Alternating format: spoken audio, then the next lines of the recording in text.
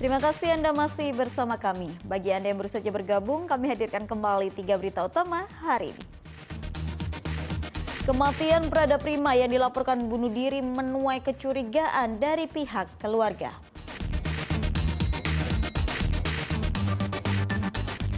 Sakit hati dipecat dari pekerjaannya, seorang pria todongkan senjata airsoft gun kepada mantan bos.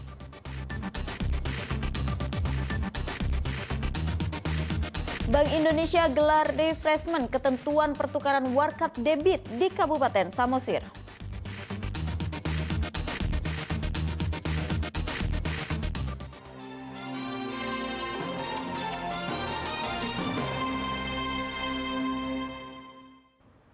Dalam rangka menunjang penyelenggaraan sistem pembayaran tunai maupun non-tunai, Kantor Perwakilan Bank Indonesia Pematang Siantar menggelar kegiatan refreshment ketentuan pertukaran warkat debit di Kabupaten Samosir.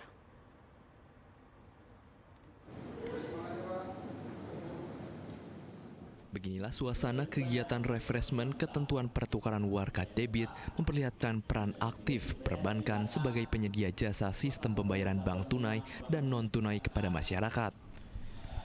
Digelar di Hotel Mariana Kabupaten Samosir, kegiatan ini berhasil diikuti sebanyak 20 bank di wilayah Bank Indonesia Pematang Siantar.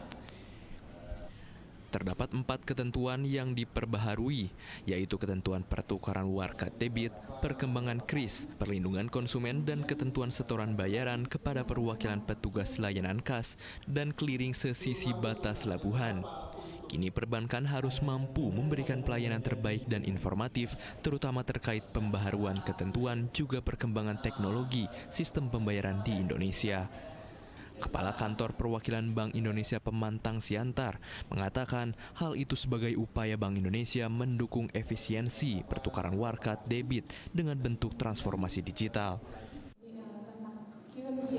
Ini Bank Indonesia bersama dengan teman-teman perbankan seluruh wilayah kerja Bank Indonesia Pematang Siantar mengadakan namanya refreshment ketentuan terkait dengan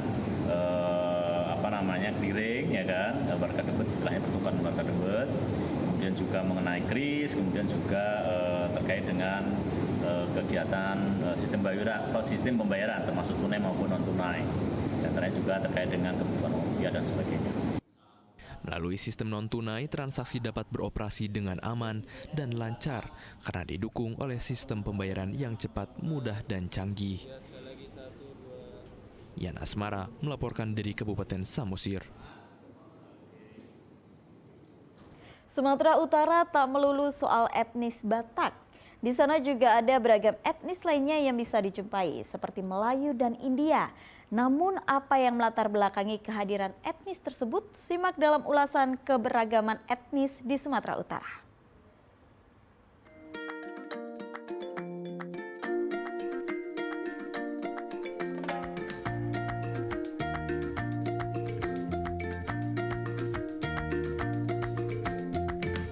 Saat mendengar Provinsi Sumatera Utara, pasti sangat melekat di ingatan Anda dengan etnis Batak.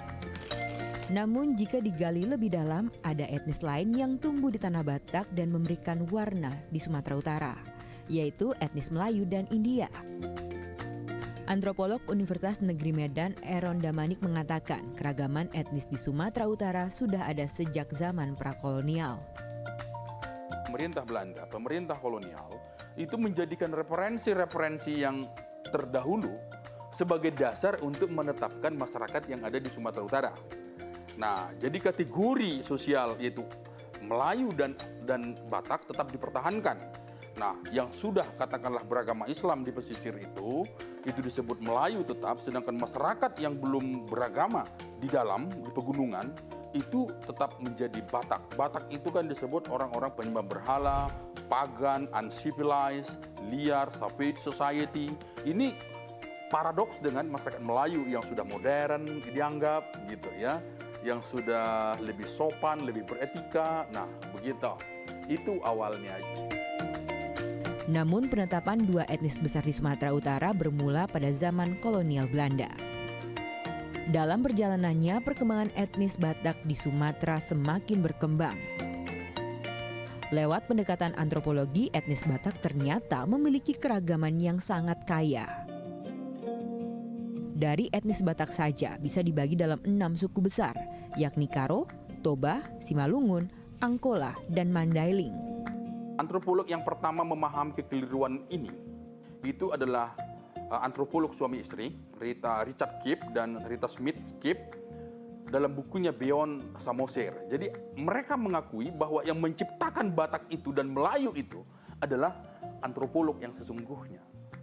Dan itu sangat keliru dan tidak tepat untuk mengidentifikasi masyarakat yang ada di Sumatera Utara. Kalau kita bertanya misalnya, siapakah Melayu di Sumatera Utara? Apa hubungannya Melayu Sumatera Utara dengan Melayu Riau, Melayu Malaysia? Nggak ada. Karena memang mereka berbeda. Gitu. Apa hubungannya antara Toba dengan Simalungun, antara dengan Karo? Nggak ada. Gitu. Karena dari segi bahasa, dari segi aksara, dari segi ciri-ciri fenotip, dari segi sejarah asal-usul, dari manakah mereka berasal, dari segi warna, dari segi arsitektural, gitu. Ciri-ciri objektif dan subjektif daripada etnik ini semuanya sangat berbeda, gitu. Inilah yang sebenarnya yang menjadi polemik hari ini. Selain Melayu dan Batak, etnis India juga menambah keragaman di Sumatera Utara.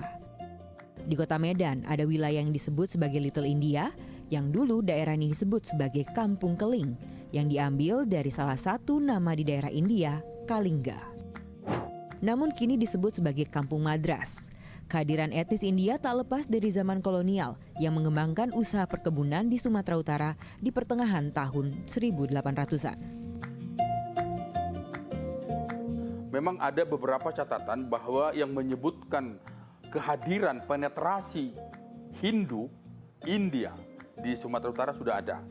Tapi catatan yang resmi menyebutkan bahwa kedatangan daripada orang India ke Sumatera Utara itu sama seperti kedatangan orang Cina, sama seperti kedatangan orang Jawa, itu baru pada era perkebunan. Nah, di era perkebunan yang dimulai semenjak tahun 1863 oleh Jacobus Nienhuys itu, disebut di sana bahwa mereka itu kekurangan tenaga kerja. Sementara penduduk lokal, katakanlah Melayu dalam tanda petik saat itu di Tanjung Sepasai daerah Martubung sana, tidak identik dengan tidak mampu bekerja di perkebunan. Sementara pekerjaan perkebunan itu sesuatu yang baru di Sumatera Utara dan mereka membutuhkan tenaga kerja yang terampil. Makanya itulah pertama sekali orang Cina dari Semenanjung itu diimpor kemari, gitu. Belakangan karena ada pembatasan impor tenaga kerja semenjak tahun 1870, maka itu beralih ke Jawa, gitu.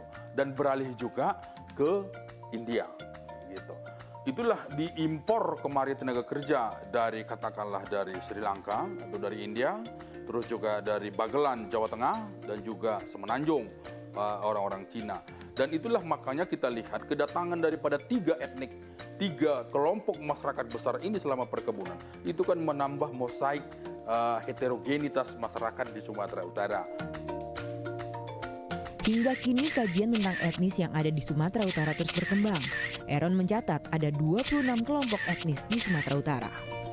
Paling tidak sampai hari ini dalam identifikasi kami ada sekitar 26 kelompok etnik yang bermukim di Sumatera Utara.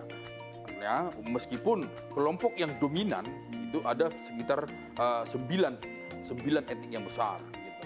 Artinya ini kan sebuah pluralisme yang tidak bisa diabaikan dari Sumatera Utara, gitu ya. Itulah sebabnya dalam kajian-kajian antropologi juga mengkaji Sumatera Utara ini kan sangat menarik. Kulinernya, busananya, gitu ya, terus objek-objek wisatanya, terus juga cerita-ceritanya, anekdotnya, stereotipnya, itu kan sangat menarik dan sangat majemuk. Keragaman etnis dan suku tak melunturkan kekayaan budaya yang ada di Sumatera Utara. Bahkan jika dikaji lebih dalam, ada benang merah yang bisa menghubungkan mereka semua sehingga membuat Sumatera Utara kian istimewa. Nadia Kartika, Muhammad Kadafi melaporkan.